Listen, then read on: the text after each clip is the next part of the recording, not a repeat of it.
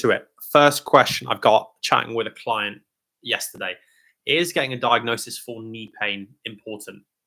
And this wasn't actually a client, sorry, this was just someone in the gym when I was training yesterday. They were just chatting to me about knee pain, and they were saying they were struggling with anterior knee pain or jumper's knee, which is like a repetitive strain injury, and their patella tendon was essentially getting very aggravated.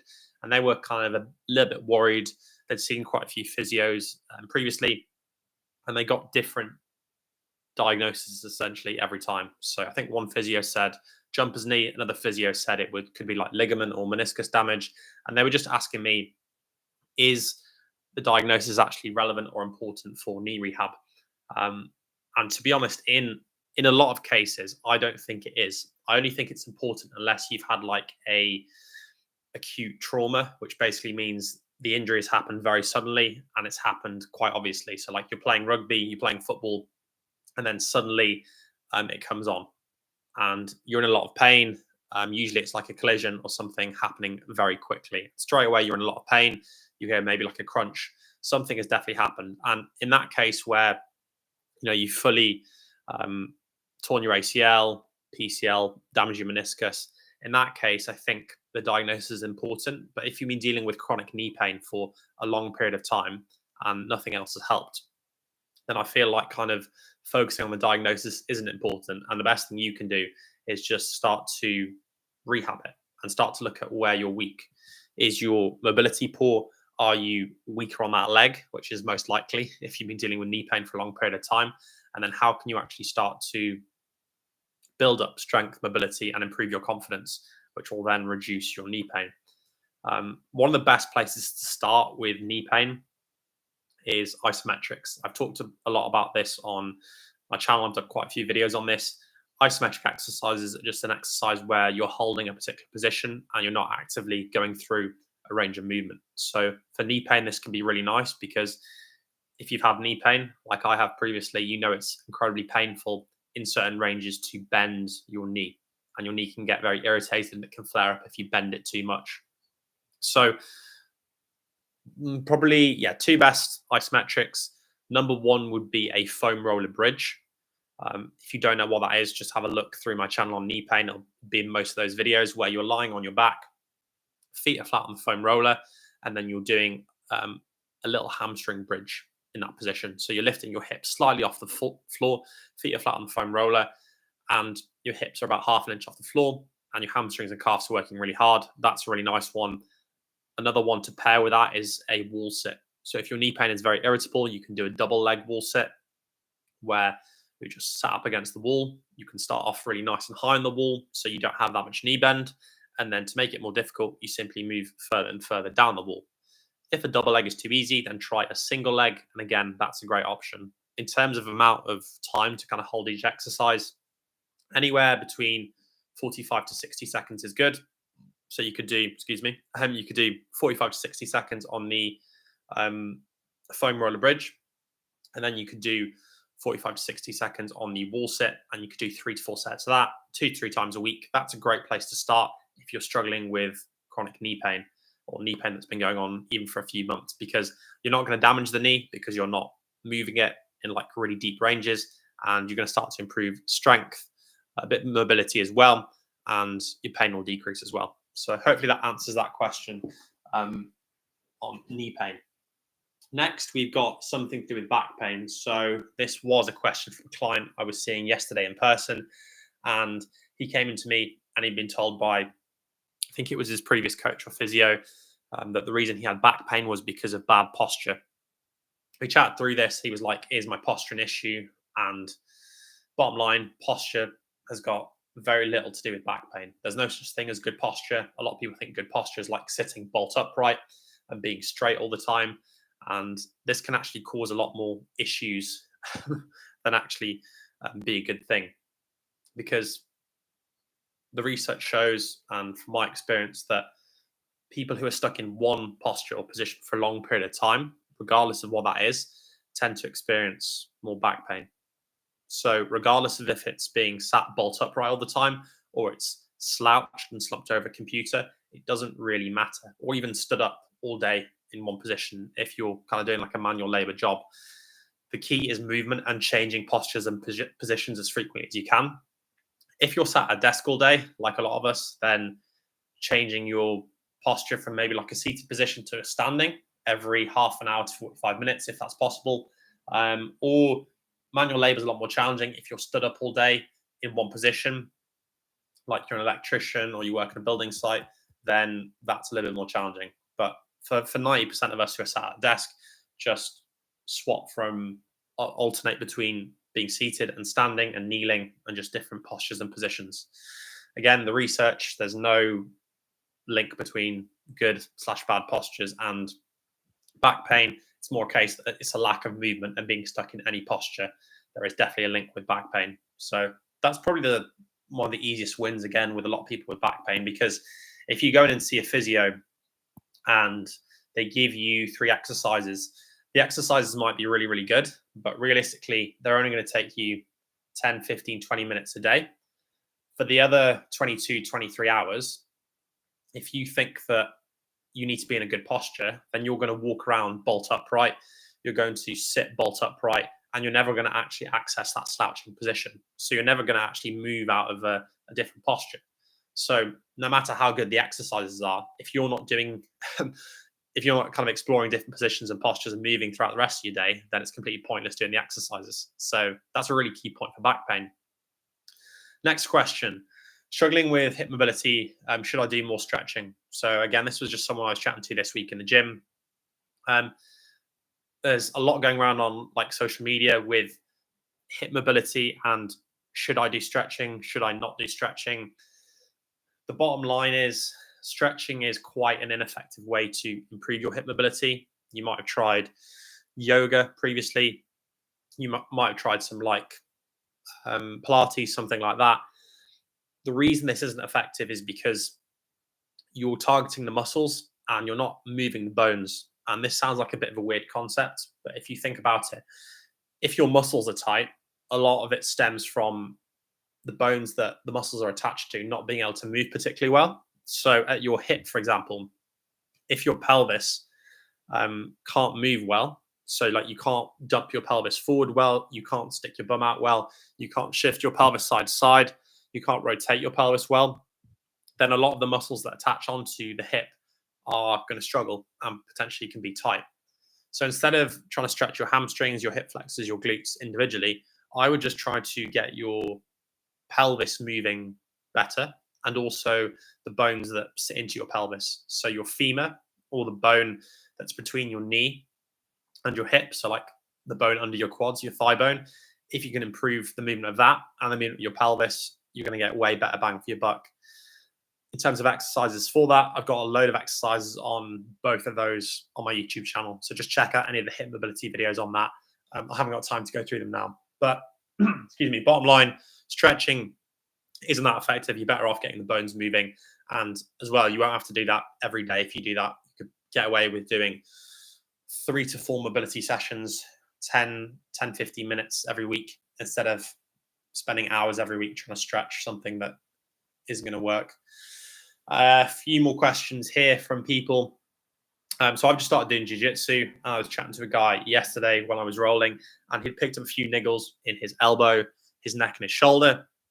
And he was asking me about strength training. Is it worth adding strength training into jiu-jitsu? And this applies to obviously any other sport. If you do football, rugby, CrossFit, weightlifting, high rocks, is it worth doing like specific strength training sessions? The answer to that is obviously strength is really, really important for jiu-jitsu, or to be honest, any other sport. Minimum effective dose would be 3 strength sessions a week, I would say. And a nice way to do that is 1 upper body day, 1 lower body day, and then 1 full body day.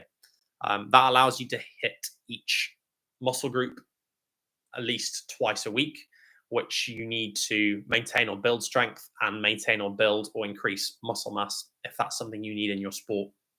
So yeah, 3-day split. Each session shouldn't take you more than 45 to 60 minutes. And in those sessions, you're looking to hit predominantly compound lifts, a variation of a squat, a pull/deadlift, a pressing movement like an overhead press, a bench press for your upper body, and then also some pulling movements for your upper body, again, compound pull-ups, chin-ups, things like that, because then you're hitting a lot of different muscle groups. Then once you've done those kind of primary movements, then you can move on to accessories and target smaller muscle groups. But the bottom line is 3 strength sessions a week is a good place to start. And that's going to help you fix your injuries, prevent future injuries, because strength is the foundation of everything.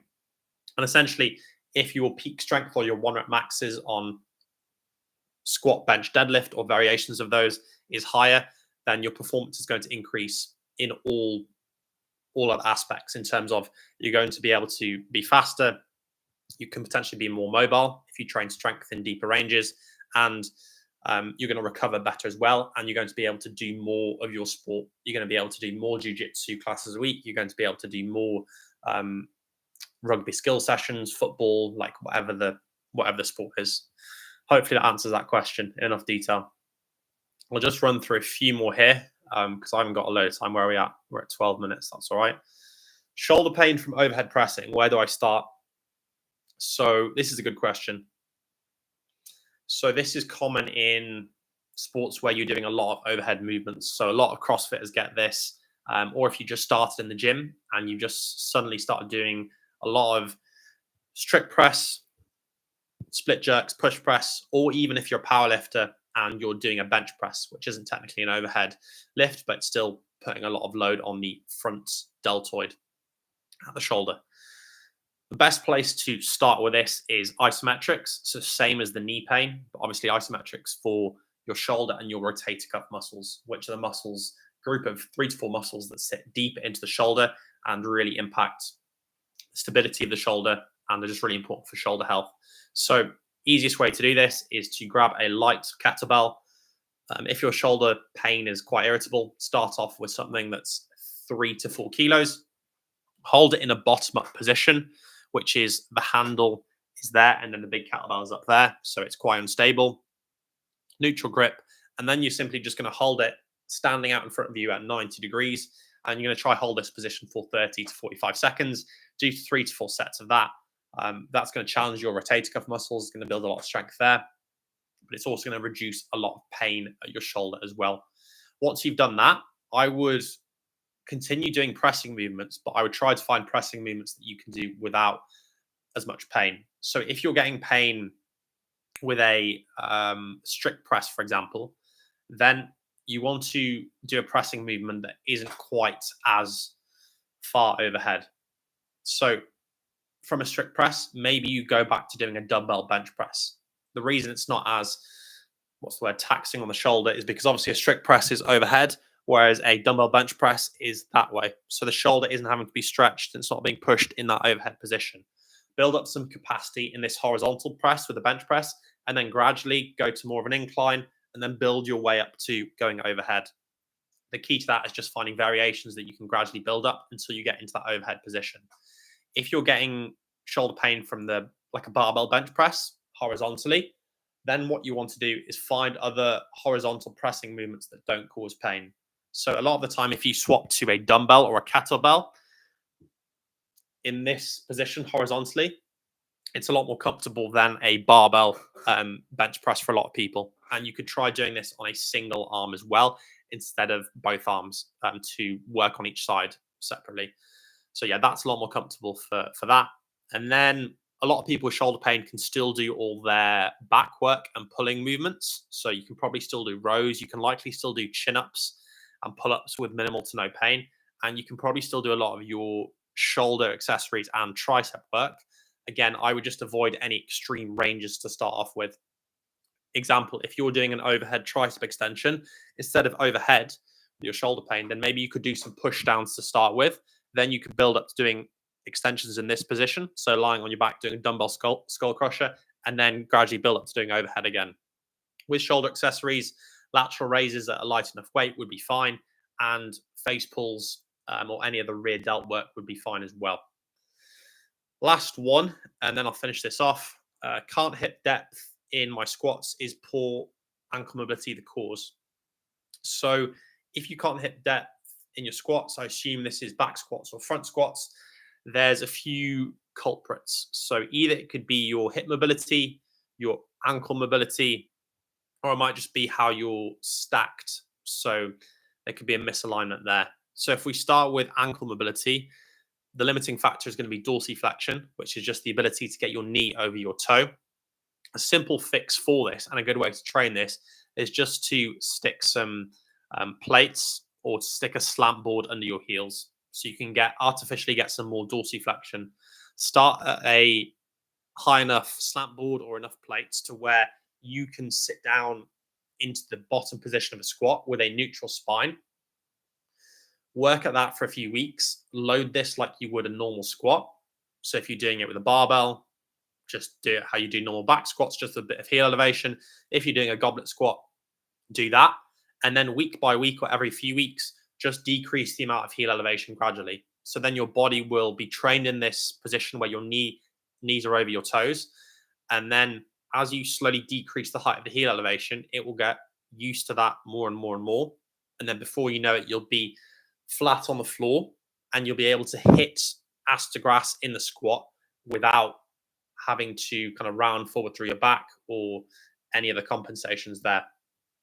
In terms of improving hip mobility, same thing there, to be honest, because sitting into that bottom position, being exposed to that position for long periods of time is going to be the best way to do that. In terms of just making sure you're stacked well, make sure when you descend in the squat that you're in a neutral posture.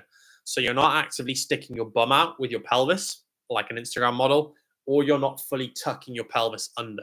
You're just nice and relaxed at the hips. This will make sure that your hips are lined up with your rib cage and your head as well.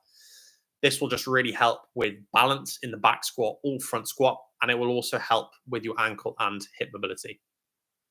So hopefully that answered the question there. In essence, you want to add a bit of heel elevation in your squats for both hip and ankle mobility. Start off nice and high and then decrease that, and your body will adapt to the new position. Any more here? Struggling with back pain, tried massage, not getting anywhere. What's your advice? So this was someone probably at the gym again asking me about back pain.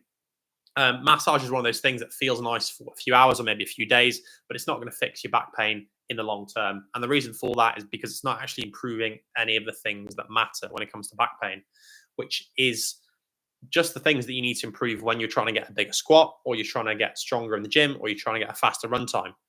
We need to improve your mobility, your strength, your conditioning, your confidence. And then improving those things will then reduce your pain. And obviously a massage, someone rubbing your back, is just giving you some pain relief because your brain is sending signals to that area and then desensitizing it.